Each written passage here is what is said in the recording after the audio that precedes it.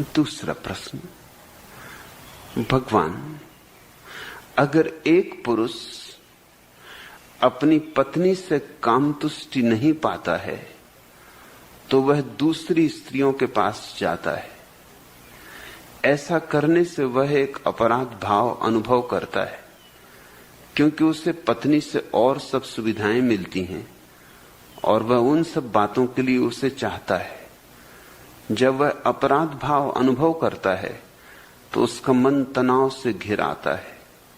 उसे क्या करना चाहिए कि उसका मन तनावग्रस्त न हो, अथवा उसे अपनी काम तृप्ति के लिए और कहीं जाना बंद कर देना चाहिए?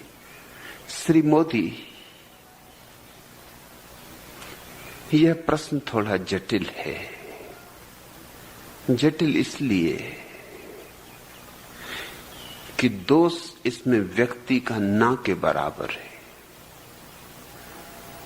और सारा दोष व्यक्ति के ऊपर ही थोपा जाता है। दोष है व्यवस्था का। सारी व्यवस्था अप्राकृतिक है और अप्राकृतिक व्यवस्था हो तो स्वभावतः यह सब विकृतियां पैदा होती।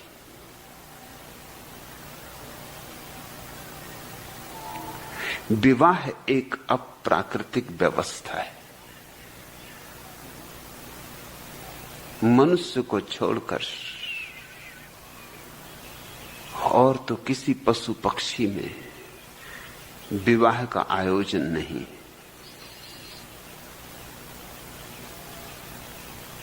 मनुष्य में भी विवाह सदा से नहीं रहा है,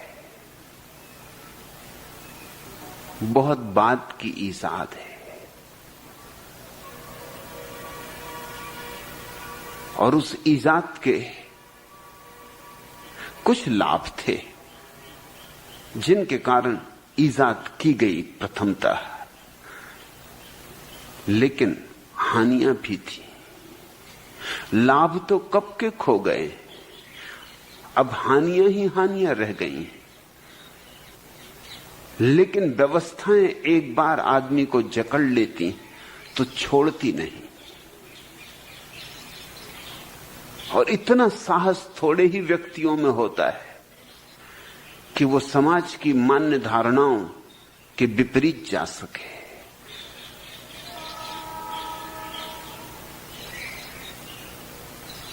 विद्रोह की क्षमता थोड़ी ही व्यक्तियों में होती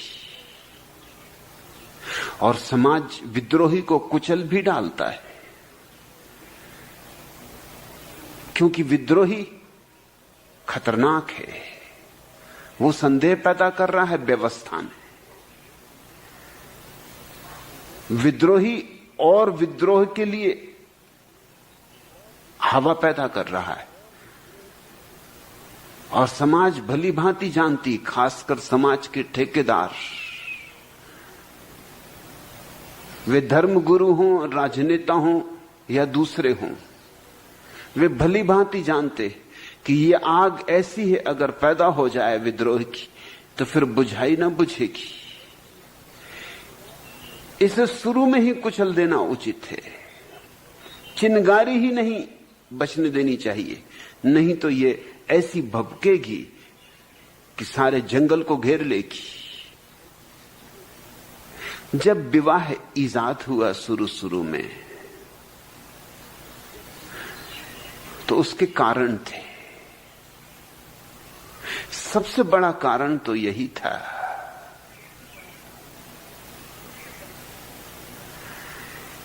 कि जो शक्तिशाली पुरुष थे, जो ताकतवर लोग थे, जिनके हाथ में लाठी थी, वो स्त्रियों पर कब्जा कर लेते और चीजों पर कब्जा करते थे, वैसे स्त्रियों पर कब्जा कर लेते, जमीन पर कब्जा करते। जिसके पास जितनी ताकत होती उतनी बड़ी जमीन पर कब्जा करता, उतना बड़ा भूपति होता, उतना बड़ा सम्राट होता। उन्हीं लुटेरों की कहानियां हम इतिहास में पढ़ते रहते। किसी को हम कहते हैं महान सिकंदर। ये सब लुटेरे हैं, छोटे लुटेरे नहीं, बड़े लुटेरे। इतने बड़े लुटेरे हैं कि इनको लुटेरे कहने में हमें संकोच होता है। छोटे लुटेरे तो जेल खानों में मरते, बड़े लुटेरे इतिहास में जगह पाते, स्वर्णाक्षरों में उनके नाम लिखे जाते। ये लुटेरे जमीन पर कब्जा करते, ये लुटेरे धन पे कब्जा करते, ये लुटेरे स्त्रियों पे भी कब्जा कर लेते थे, और एक दो स्त्रियों पर नहीं। जिसकी जितनी सामर्थ्य होती है उतनी स्त्रियों पर कब्जा कर लेते। अभी इस सदी के प्रारंभ तक निजाम हैदराबाद की 500 पत्नियां थी। अभी 50 साल पहले तक, ये कोई 5000 साल पहले की बात नहीं। निजाम हैदराबाद की 500 पत्नियां शायद सबको पहचान भी ना सके, शायद सबके नाम भी ना जानता हो, शायद पत्नी का एकाध बार साल में नंबर लगे या 2 साल में नंबर लगे। कृष्ण के जीवन की कहानी है कि उनकी 16,000 रानियां थी। कुछ हैरानी की बात नहीं। अगर 500 पत्नियां 20वीं सदी में निजाम हैदराबाद की हो सकती हैं, तो आज से 5000 साल पहले 16,000 पत्नियां कुछ ज्यादा नहीं, सिर्फ 32 गुनी। असल में पत्नियों के आधार पर तौला जाता था कि कौन आदमी कितना शक्तिशाली। जैसे हम धन से तौलते हैं कि किसके पास कितना धन है उतना शक्तिशाली, पद से तौलते हैं कि किसके पास कितनी बड़ी प्रतिष्ठा है, कौन मंत्री है, कौन प्रधानमंत्री है, कौन राष्ट्रपति है। उससे उसकी क्षमता, उसके अहंकार का बल। वैसे एक जमाना था कि पत्नी तौल थी, लोग कब्जा कर लेते थे पत्नियों पर जिनके पास ताकत थी। गरीब आदमी क्या करे, सामान्य जन क्या करे, उसके लिए तो स्त्रियां ही ना बचेंगी। इसलिए विवाह को ईजाद करना पड़ा। विवाह को ईजाद करने का यह अर्थ था कि गरीब को भी स्त्री मिल सके, ये उसकी उपादेयता थी। नहीं तो गरीब को तो स्त्री ही नहीं मिलेगी।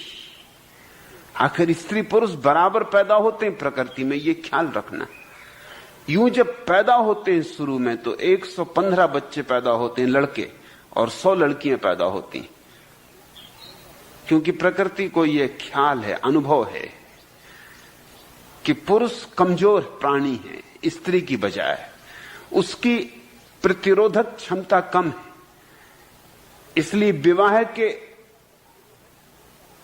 उम्र के आते आते 15 लड़के मर जाएंगे।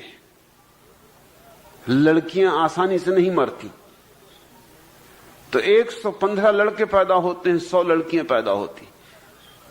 लेकिन 18 साल के करीब पहुंचते पहुंचते 100 ही लड़के बचते हैं, 100 ही लड़कियां बचती। 15 लड़के तब तक खत्म हो गए होते। तो प्रकृति तो एक संतुलन रखती है। अगर कुछ लोग हजारों स्त्रियों पर कब्जा कर लें तो बाकी लोगों का क्या होगा। तो समाज को कुछ व्यवस्था करनी पड़ी, और ये धारणा पैदा करनी पड़ी, और इस धारणा को धर्म का बल देना पड़ा कि किसी की विवाहिता स्त्री को छीनना पाप है, किसी दूसरे स्त्री की, किसी और की स्त्री की तरफ देखना भी पाप है। इसकी उपादेयता थी, और इसलिए हम बाल विवाह करते थे। नहीं तो दूसरे की स्त्री होने का मौका ही नहीं आएगा। इसके पहले ही जिनके हाथ में ताकत है वो स्त्रियों को खदेड़ के ले जाएंगे।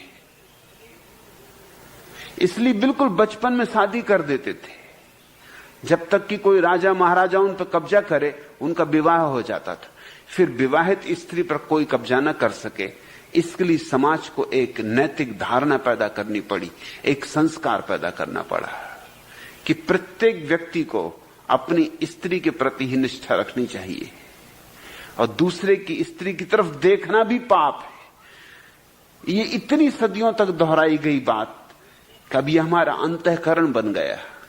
ऐसे ही अंतःकरण निर्मित होता है। वह बात आज भी हमारे भीतर गहरी बैठी हुई है, लेकिन जो व्यवस्था की गई थी उसका समय तो कभी का लग गया। अब किसी की हैसियत नहीं, न किसी की ताकत है कि हजारों स्त्रियों पर कब्जा कर ले, लेकिन वह लकीर अभी भी खींची है और हम उसके फकीर बने चल रहे हैं। इसका यह तो लाभ हुआ कि गरीब से गरीब आदमी को भी स्त्री मिल सकी, नहीं तो सिर्फ अमीरों को मिलती, शक्तिशालियों को मिलती, और यह अन्याय होता। गरीब की काम वासना का क्या होता? और गरीब बड़ी संख्या में, उनका जीवन बड़ा दूभर हो जाता। उनके लिए भी आयोजन चाहिए। ठीक है, जो सुविधा संपन्न थे वो सुंदरतम स्त्रियों को कर लें इकट्ठा, लेकिन कम से कम गरीबों के लिए कुछ तो छोड़ दें। गरीब को जैसे भोजन चाहिए वैसे स्त्री भी चाहिए। वह उसकी जरूरत है। लेकिन इसका एक दुष्परिणाम भी हुआ। इसका एक दूसरा पहलू है, और वह पहलू यह है कि फिर एक ही स्त्री के साथ एक पुरुष को जीवन जीना है। इंद्रियों का यह स्वभाव है कि एक ही चीज को बार बार उपयोग करने से ऊब जाती। अब जैसे तुम्हें रोज ही रोज एक ही सब्जी खानी पड़े, तो चाहे तुम्हें कितनी ही पसंद हो सब्जी, तुम ऊब जाओगे। मैंने सुना है मुल्ला नसरुद्दीन, लखनऊ के एक नवाब की सेवा में नियुक्त हुआ था, और नवाब उससे बड़ा खुश था। नसरुद्दीन होशियार आदमी,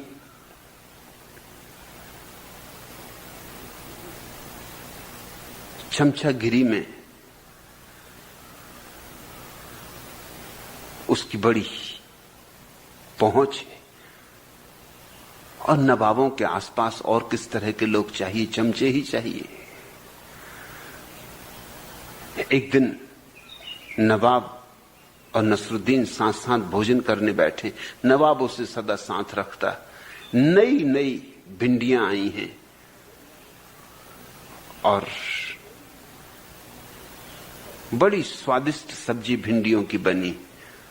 नवाब ने तारीफ की, रसोइयों को बुला के कहा कि सुंदर सब्जी बनी। नसरुद्दीन ऐसा मौका चूकने वाला नहीं था। उसने कहा सुंदर होगी, क्योंकि मैं वनस्पति शास्त्र का ज्ञाता हूं। भिंडी तो अमृत है। भिंडी से श्रेष्ठ तो कोई सब्जी ही नहीं। इसलिए तो लखनऊ में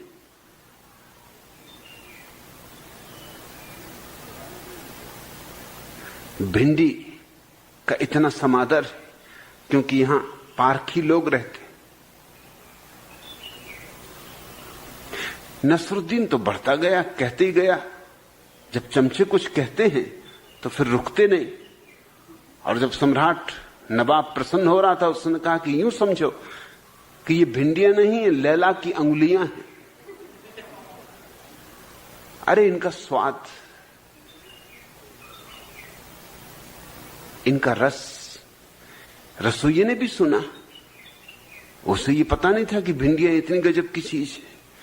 उसने दूसरे दिन भी भिंडियां बनाई, सुबह भी बनाई, शाम भी बनाई, तीसरे दिन भी बनाई, और नसरुद्दीन रोज तारीफ के पुल बांधता रहा। छठवें दिन जब भिंडियां बनी, नवाब तो ऊब गया था भिंडियां खाते खाते। सुबह भी खाए, शाम भी खाए। छठवें दिन जब भिंडियां बनी तो उसने थाली उठा के फेंक दी। उसने कहा, बुलाओ उस मूर्ख रसोइयों को, क्या मुझे मार डालेगा? नवाब का रुख बदला तो चमचे का रुख बदल गया। चमचे तो बड़े पारखी होते हैं, वो तो हवा का रुख देख के चलते। नवाब तो गर्म हुआ ही रसोइये पर। नसरुद्दीन ने तो उठकर उसको 2 हाथ जमा दिए और कहा, हरामजादे, सम्राट को मारना है? अरे ये जहर है, भिंडियां नहीं है। भिंडियों की तो इतनी निंदा है कि इनको खाते ही कौन है? इनको तो गरीब गुरबे जिनको कुछ खाने को नहीं मिलता वो भिंडियां खाते, इनका नाम ही भिंडियां।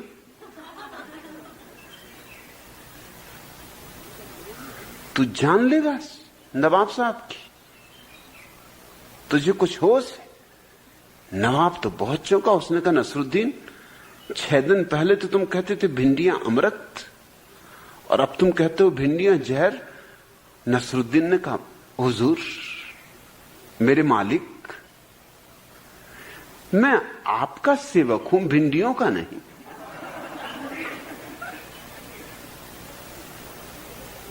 मुझे तनख्वाह आप देते हैं, भिंडियां नहीं। अरे आप कहो तो अमृत हैं, आप कहो तो जहर, आप कहो तो स्वर्ग बता दूं, आप कहो तो नरक।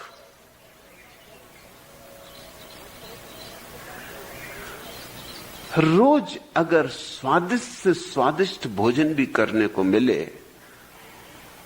तो तुम्हारे स्वाद के जो सूक्ष्म तंतु हैं वो मरने लगेंगे। तुम्हारी जिह्वा उनका स्वाद लेना बंद कर देगी। ये प्राकृतिक नियम है, इंद्रियों का ये स्वभाव है।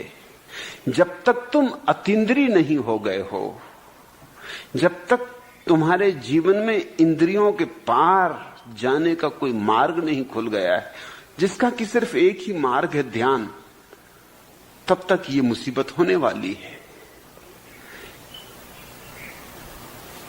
तुम्हें अगर रोज एक ही संगीत सुनना पड़े तो भी तुम घबरा जाओगे, ऊब जाओगे, परेशान होने लगोगे, विक्षिप्त होने लगोगे। मैंने सुना है कि मुल्ला नसरुद्दीन ने सितार खरीदा और एक ही तार को बस टुन टुन टुन टुन करता रहे। 1 दिन 2 दिन पत्नी ने कहा, ये तुम क्या कर रहे हो?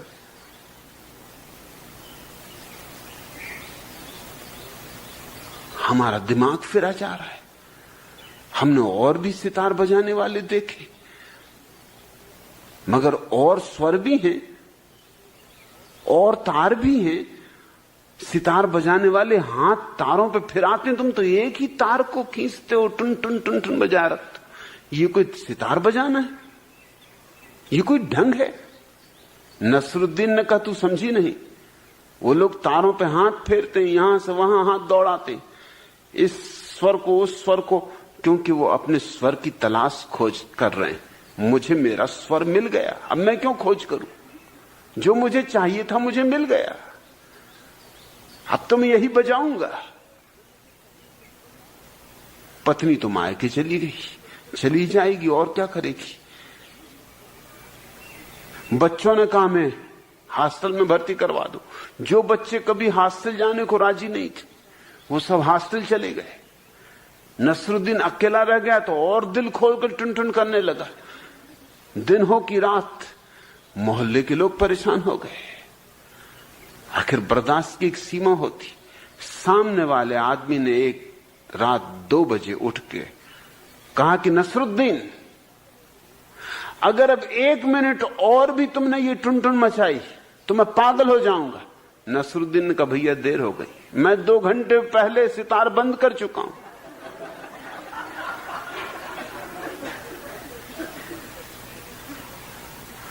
आदमी पागल हो ही जाएगा अगर एक ही स्वर। मगर जो कान के संबंध में सच है, जो जवान के संबंध में सच है, वही सच है यौन के संबंध में। क्योंकि वही भी इंद्रिय है। वही स्त्री वही पुरुष उप स्वाभाविक है। इसमें कुछ अस्वाभाविक नहीं है। जब तक कि तुम ध्यान ही नहीं हो गए हो तब तक ये बिल्कुल स्वाभाविक है कि तुम उब जाओ। वही शरीर का ढांचा, वही शरीर का अनुपात, वही शरीर का भूगोल, उसमें कुछ भी अन्वेषण करने को नहीं बचा। जब एक पुरुष एक स्त्री में उत्सुक होता है तो उत्सुकता में बहुत सी बातें होती। एक तो जो छिपा है, जो राज है, उसे उघाड़ने की आकांक्षा होती। इसलिए स्त्रियां अपने को छिपा छिपा के रखती। जिस देश में स्त्रियां अपने को जितना छिपा कर रखती हैं उस देश में स्त्रियां उतना ही पुरुषों को आकर्षित करती। तुम ये मत सोचना कि छिपाना लज्जा के कारण हो रहा है, इस गलती में मत पड़ना। छिपाना आकर्षित करने की विधि है, क्योंकि जो चीज जितनी छुपी हो उतना ही ज्यादा बुलावा है उसमें। पश्चिम की स्त्रियां उतनी आकर्षक नहीं मालूम होती, सुंदर से सुंदर भी, क्योंकि वो करीब करीब अर्धनग्न है। और समुद्र तट पर तुम उनको पूरा नग्न देख सकते हो। पश्चिम के समुद्र तटों पर स्त्रियां नग्न धूप स्नान ले रही, पुरुष निकलते चले जाते हैं, कोई ध्यान नहीं देता। भारत की स्त्रियां ज्यादा आकर्षक मालूम होती, और कारण वो ऐसी साड़ियों में लपटी हुई छिपी हुई बैठी कि राज बन गई, रहस्य बन गई। इससे तुम ये मत सोचना कि ये कोई बड़े आध्यात्मिकता और धार्मिकता के कारण हो रहा है। ये होशियारी है, ये भारत का अनुभव है, सदियों का अनुभव है कि चीजें उघाड़ो तो उनमें से रस खो जाता है। चीजों को छिपा के रखो, ढांक के रखो, तो उनमें रस देर तक बना रहता है। और चूंकि भारत विवाह की परंपरा को अक्षुण्ण रखना चाहता रहा है, इसलिए स्त्रियों को खूब छिपा के रखता है। शायद पति भी अपनी पत्नी को कभी नग्न नहीं देखता। पत्नी से जब प्रेम भी करता है तब भी अंधेरे में, चुपचाप, किसी को पता ना चल जाए, चोरी चोरी। और निश्चित ही चुराए गए चुंबन ज्यादा मीठे होते। पक्का पता ही नहीं चलता कि अपनी पत्नी है कि किसी और की। अंधेरे में क्या खाक पता चलेगा। होशियार लोग थे जो ये व्यवस्था दे गए कि अंधेरे में प्रेम करना। पश्चिम के लोग पागल हैं, दिन दहाड़े प्रेम करते। आमतौर से प्रेम का समय रात से बदल के सुबह हो गया है, खासकर अमेरिका में।